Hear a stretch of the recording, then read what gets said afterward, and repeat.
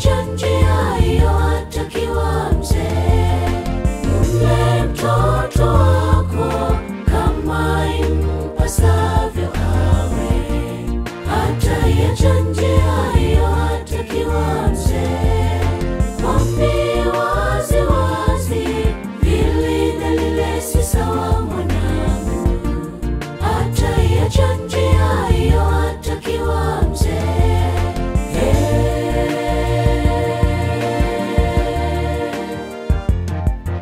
Ndiyo maana akili ya mwanadamu huamua kile inachokijua. Macho yaliwahi kuona, masikio yaliwahi sikia. Maarifa ya mwanadamu hujengwa kwa kuona pia kusikia.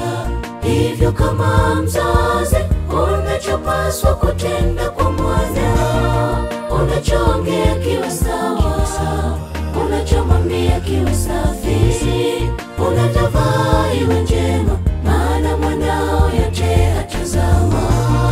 Ili usipuuze, maana ni darasa tosha kwa mtoto. Anapoyashuhudia hujifunza hayo mwisho na yaishi.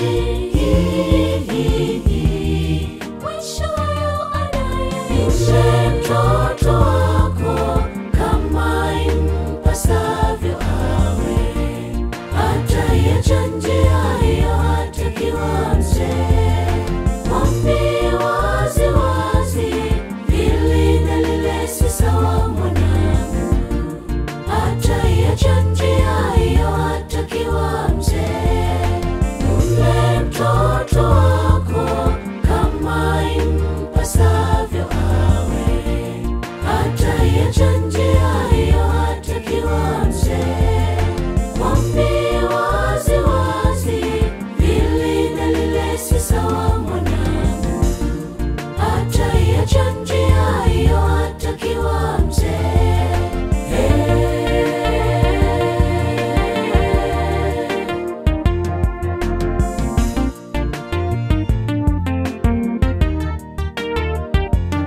Siku hizi wazazi huwatii watoto badala ya watoto kuwatii wazazi. Zama zimebadilika, hali inayosababisha kushindwa kuwaonya vikali kwa makosa wanayoyatenda kila siku kunapokucha. Kuwatii si vibaya, kuwasikiliza si vibaya, lakini nafasi yako kama mama usipoteze kwa binti yako. Nafasi yako kama baba usipoteze kwa kijana wako. Mwambie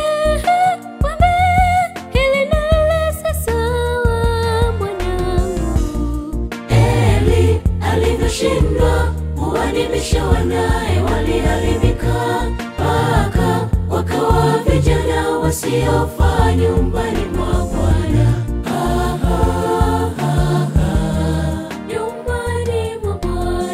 Mle mtoto wako kama impasavyo awe.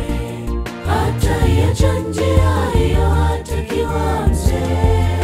Mwambie wazi wazi, hili na lile si sawa mwanangu.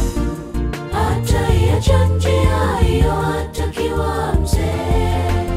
Mle mtoto wako kama impasavyo awe.